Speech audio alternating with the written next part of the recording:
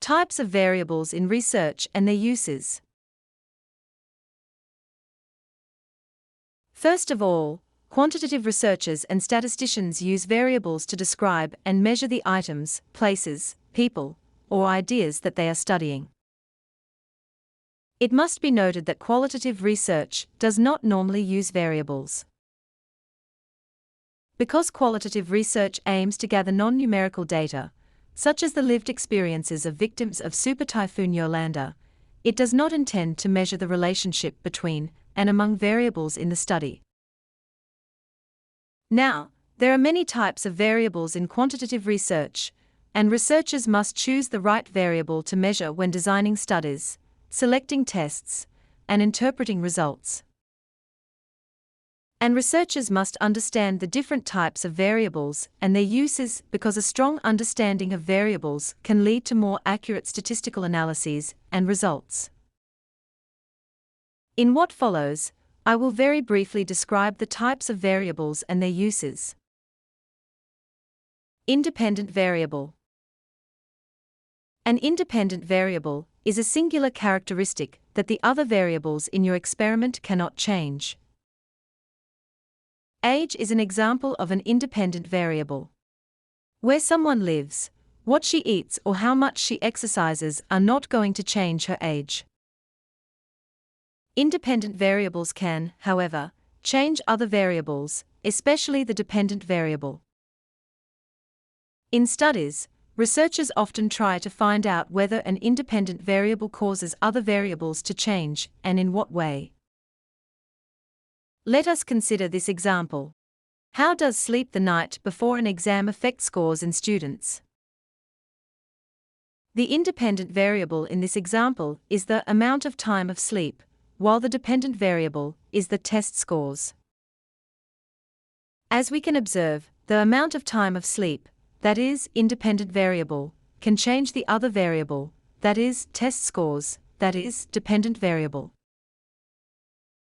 It is important to note that the independent variable is mostly used in experimental research. Here, the independent variable is usually used as a treatment to see how the outcomes differ given the intervention. This explains why the independent variable is referred to as the cause of a particular effect. In the above example, the amount of time of sleep, that is, independent variable, is the cause, while the test scores, that is, dependent variable, is the effect. Dependent variable. A dependent variable is the type of variable that is being measured in quantitative research, most particularly in experimental research. It must be noted that this is the variable that reflects the outcome of the research. It must also be noted that in experimental research, researchers do not directly control this variable. Instead, they hope to learn something about the relationship between different variables by observing how the dependent variable reacts under different circumstances. For this reason, a dependent variable relies on and can be changed by other components or variables. A grade on an exam is an example of a dependent variable because it depends on factors such as how much sleep you got and how long you studied. It must be noted that independent variables can influence dependent variables, but dependent variables cannot influence independent variables. For example, the time you spent studying, that is, independent variable, can affect the grade on your test, that is, dependent, but the grade on your test does not affect the time you spent studying. As we can see, the dependent variable is used to represent the outcome or effect that researchers measure in the study. In above example, the dependent variable takes the value grade on one's test, which the researcher measures after introducing the intervention, that is, time one spent studying. Intervening variables. An intervening variable, sometimes called a mediator variable, is a theoretical variable the researcher uses to explain a cause or connection between other study variables, usually the dependent and independent ones. It must be noted that intervening variables cannot be observed in an experiment, but as already intimated, it can be used to explain a cause, connection, or association between and among variables in the study. Hence, intervening variables deal with associations instead of observations. For example, if wealth is the independent variable, and a long lifespan is a dependent variable, then the researcher might hypothesize that access to quality healthcare is the intervening variable that links wealth and lifespan. Moderating variables. A moderating or moderator variable changes the relationship between dependent and independent variables by strengthening or weakening the intervening variable's effect. For example, in a study looking at the relationship between economic status, that is, independent variable, and how frequently people get physical exams from a doctor, that is, dependent variable, age is a moderating variable. As we can observe, that relationship might be weaker in younger individuals and stronger in older individuals. Control variables. Control or controlling variables are characteristics that are constant and do not change during a study. It must be noted that control variables do not have effect on other variables. Now, what is the use or role of control variables in experiments? Let us suppose that a researcher or a scientist aims to understand the effect that an independent variable has on a dependent variable.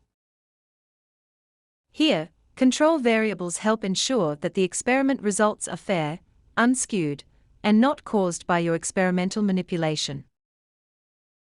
Hence, researchers might intentionally keep a control variable the same throughout an experiment to prevent bias. For example, in an experiment about plant development, control variables might include the amounts of fertilizer and water each plant gets. These amounts are always the same so that they do not affect the plant's growth. Extraneous variables. Extraneous variables are factors that affect the dependent variable, but that the researcher did not originally consider when designing the experiment. These unwanted variables can unintentionally change a study's results, or how a researcher interprets those results. Take, for example, a study assessing whether private tutoring or online courses are more effective at improving students' Spanish test scores. Extraneous variables that might unintentionally influence the outcome include parental support, prior knowledge of a foreign language, or socioeconomic status. Confounding variables. A confounding variable is a third variable in a study that influences both the independent and dependent variables. Confounding variables can invalidate your experiment results by making them biased or suggesting a relationship between variables exists when it does not. For example, if the researcher is studying the relationship between exercise level, that is, independent variable, and body mass index, that is, dependent variable, but does not consider age's effect on these factors, it becomes a confounding variable that changes the result of the study. Hence, failing to account for confounding variables can cause you to wrongly estimate the relationship between your independent and dependent variables. Composite variables. A composite variable is two or more variables combined to make a more complex variable. Overall health is an example of a composite variable if a researcher uses other variables, such as weight, blood pressure, and chronic pain, to determine overall health in the experiment.